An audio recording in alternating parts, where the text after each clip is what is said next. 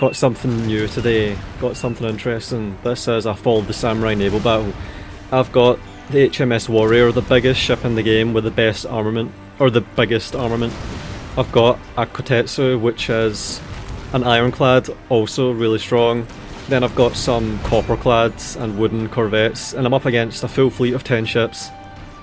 This is from my current campaign that I'm playing as the Saga, and I've got into the late game, and this is the first time I've had the HMS Warrior that I got quite early on, and paired up with an ironclad, and have an actual fleet.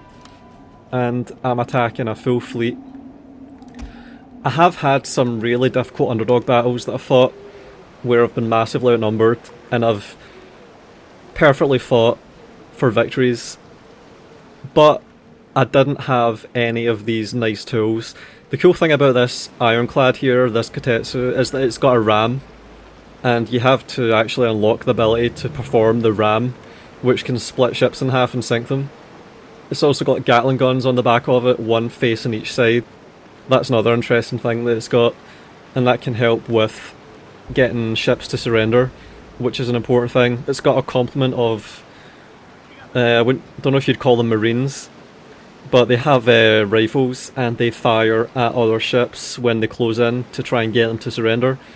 And there are some ships that can do boarding actions, and you can even see there are sailors that have katanas or sabers, and you can even see the Rome 2 thing with level of detail not rendering properly. This is the thing, this game just needed a few more patches to polish it up even more, and it would have gone from being great to being the best Total War game ever by far, easily, no contest. I would say it would still have its problems, but something like Medieval 1 is like 22 years old almost. So even though it did a lot of things better, like how pikes work and how ranged units work, like archers and stuff, just look at what we've got here. This game has naval battles, it has proper sieges, it has this level of detail befitting a game to attack, sir.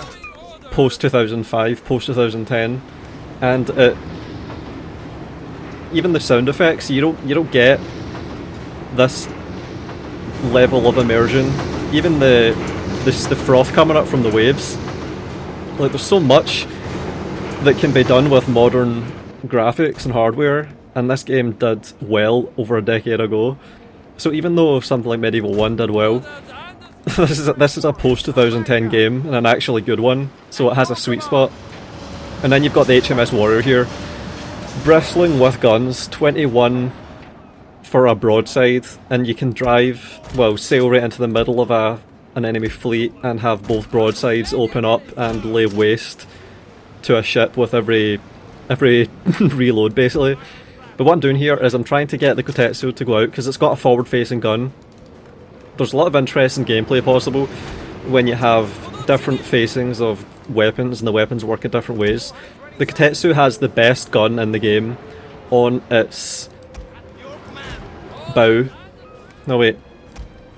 Port, starboard, stern, bow.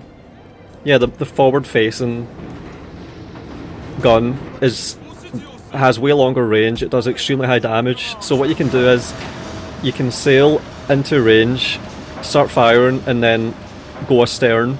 So you slowly go backwards while firing the entire time. So that's what I'm trying to do here, I'm trying to pull them into the trap. So the plan is to get the Kotetsu to bait them in, and then have the HMS Warrior start delivering full broadsides into big targets. And I've got some corvettes, so they're really well armoured. Even the wooden ones are quite well armoured. There's the broadside just testing out. Yep, so the corvettes are well armoured, but they don't have much firepower, so they are good for performing actions. And there you go, I'm firing the Gatling gun and it fires one bullet and it reloads. So it isn't finished, the game isn't... There it is again, see, it fires one bullet, you can't hold down with a Gatling gun on the Kotetsu. There's so many small things that had to be fucking finished. Oh my god, they stopped working on this and started doing Rome 2. They just all get pulled off of this and put onto Rome 2. And this would have been way more worthy of the effort. It's so annoying. Proper naval battles in this. So there is the forward facing Kotetsu gun. I just fired it at its max range to show what it's like. But you see the ranges involved here? Massive ranges. You exchange fire at really great distances sometimes when you have these guns on the Katetsus. Alright, so I'm making groups. I've got my ships that can deliver broadsides in a group, and you can put them into a line. So there you go, the actual line there. And they will form a long line, and then you can curve that line into range of enemy fleets, and they can take turns doing broadsides and then leaving the engagement. So it's like you go into combat in a column, and you share the exposure equally among each ship while delivering broadsides with each ship, and you can just snake your way around the sea like that, spreading the damage out. And spreading the damage is really important because it's very unlikely that ships will get one-shotted. So you're trying to just keep your ships working quite well. It's once the entire hull is gone that the detonations start to happen. Unless you have something like a Katetsu that just scores a really lucky hit, which can happen as well. Like, I've seen the Katetsu just one-shot stuff, and it just goes up in a giant fireworks show. So that can happen, but usually it's quite good. Like, the way it works is ships that are robust can tank volleys. Like, I've never seen my HMS Warrior get one-shotted, but if it starts to get pummeled and the hull starts to really fail, then there's a chance that the magazine is going to detonate and the whole thing will go up. Like, in this campaign, I've fought probably like a dozen fights manually with the Warrior, and I've had it tank like half of a fleet and survive while sinking, and then I've driven it back to port, sailed it back to port and repaired it, and it's been, you know, as good as new, even though it's expensive to repair it, because it's the most expensive ship in the game. Alright, here they are, they're coming now. And look at that range, that just hit that, so that's me within range now. They know that I'm in range, and they're coming for me. So my Katetsu is now reversing out of the fight, while the broadsides are getting ready to be delivered, because they have to sail straight ahead. They can't strafe sideways, they have to sail into the target and then turn to present the broadside. Yep, so it's out of my range, but the Katetsu is still standing off and firing off snipe shots. And the Katetsu is really powerful like this. It can snipe whole fleets if you play perfectly. And it's an ironclad as well. It's a Japanese made ironclad ship, so it can take a lot of abuse. And this HMS Warrior is a fat piece of shit. Like, it turns so slowly, so you have to really support it. That's why I had 2 corvettes. Those 2 wooden corvettes there, oh, there's the first one gone. So I just detonated my first ship by sniping it, so I got kind of lucky there. And the shots are still going out, so now there's a wooden corvette there that's been fired at.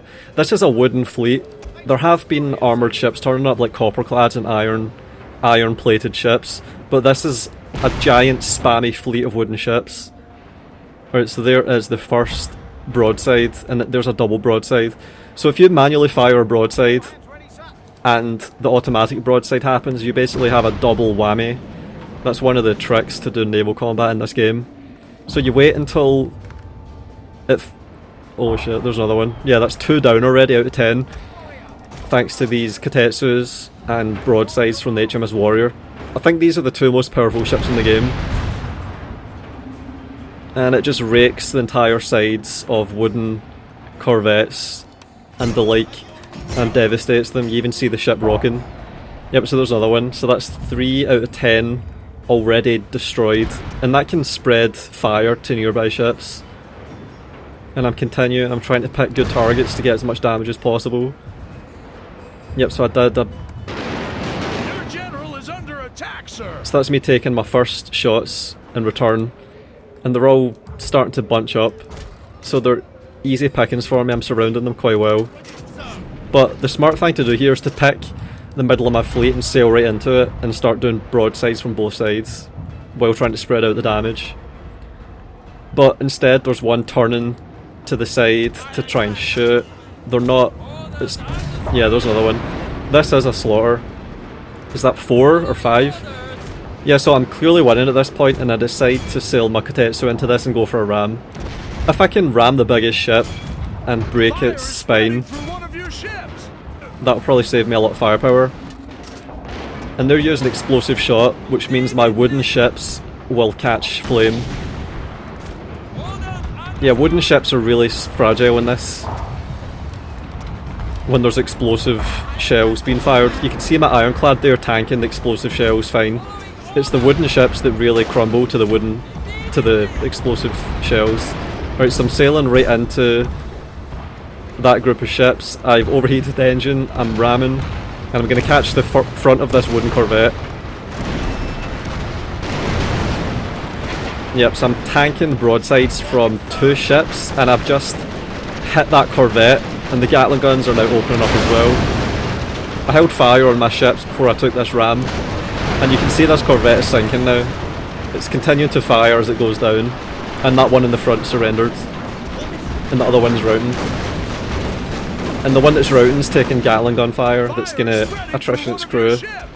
And you have to keep repairing your ships. Once they catch fire, they're out the fight. You have to repair them, otherwise the fire will spread.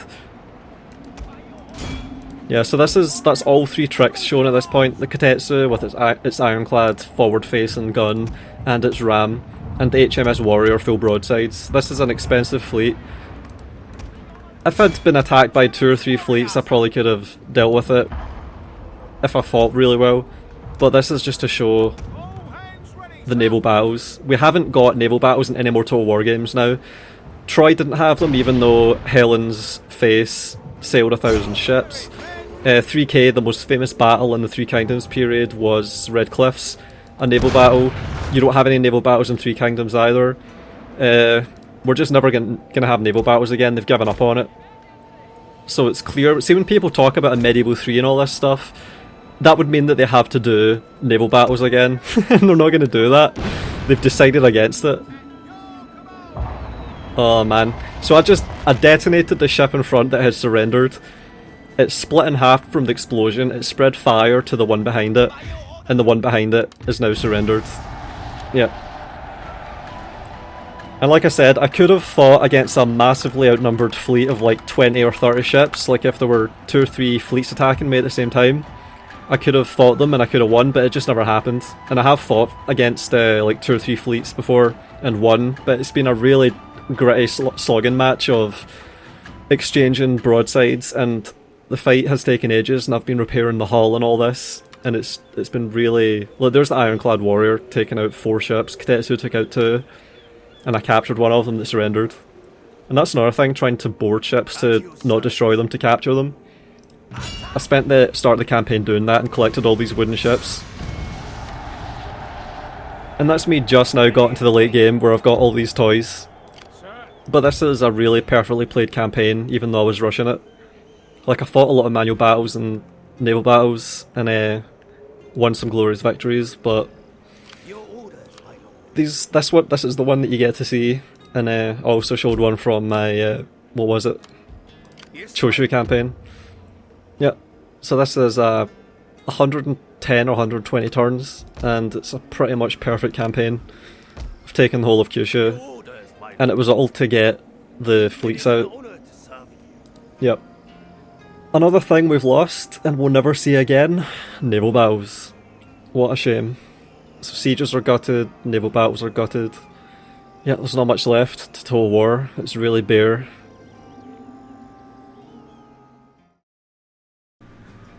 If you like my work and want to support it, I have a Patreon page.